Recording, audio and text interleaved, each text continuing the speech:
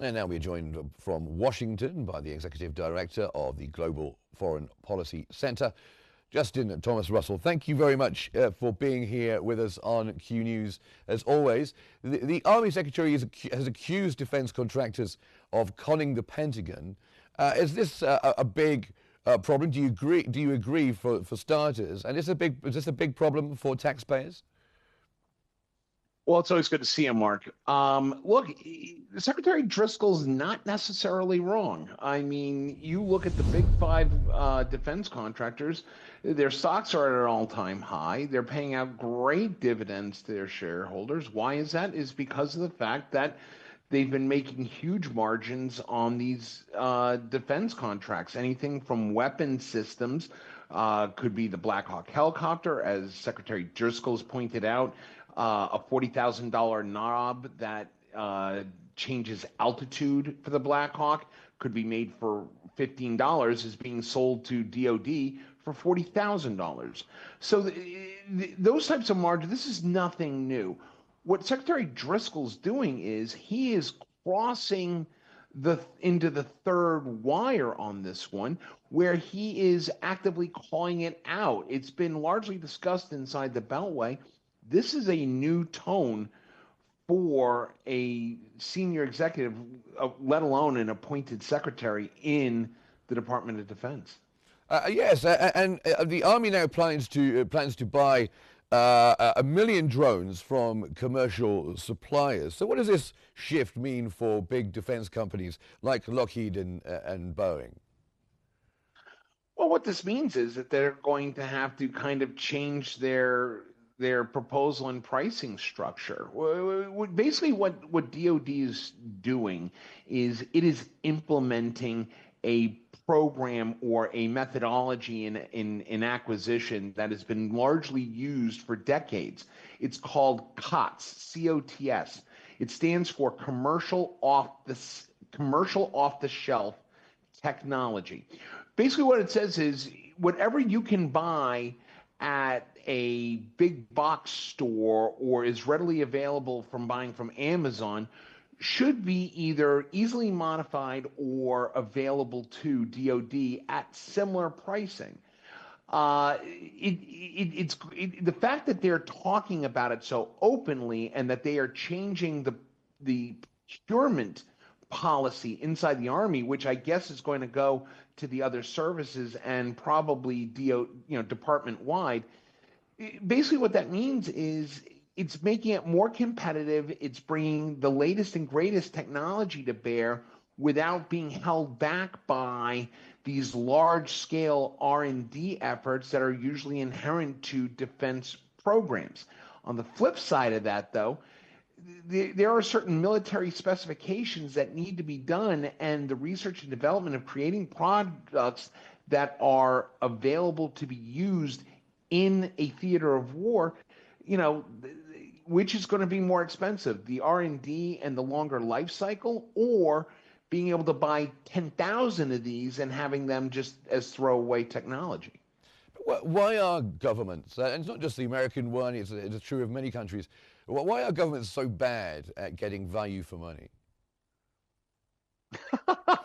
Yeah, that's a great question, Mark.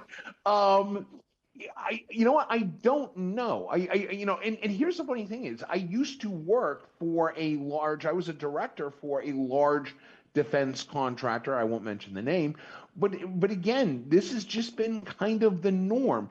In order to bring this type of technology, these type of systems to bear, to make them sustainable. And let's be honest, a theater of war is not exactly the easiest venue to have technology be performing at what they call 5 nines, 99.999% of the time being operational and effective. There's going to be a balance here. I think the other problem is the profit margins. When you get into weapon systems, those margins go easily 50, 60% margins and profit combined. That's big money for a lot of large-scale employers inside the Beltway. And do you think this move towards the commercial technology in the commercial sector is likely to save taxpayers money? It's unclear. Again, this is something that Secretary Driscoll's calling out, and I think that they're going to be wanting to see how this plays out long term. Ultimately, knowing what I know and from my experience inside the industry, I think it ultimately will. I think what it does is it's not that it will save the taxpayers money, more so than it gives more it brings more effective, more efficient, technologically advanced, readily available technology ready to go in a moment's notice. And what that does is it allows it allows the taxpayers not to absorb a lot of the upfront costs that are usually done when you talk about larger scale. Now, are they going to be able to do this with a nuclear sub or an aircraft carrier? Obviously not. Even systems like the Tomahawk or the Patriot batteries, those are still going to be very unique, very mission specific sets. This is not something I can go to a Walmart to buy off the shelf. But for the smaller, more tactical systems, I think this could be a good offset as far as the spending that goes to these type of government contractors. But you don't think then that we're talking about a complete overhaul of the system? Would it be just incremental little changes?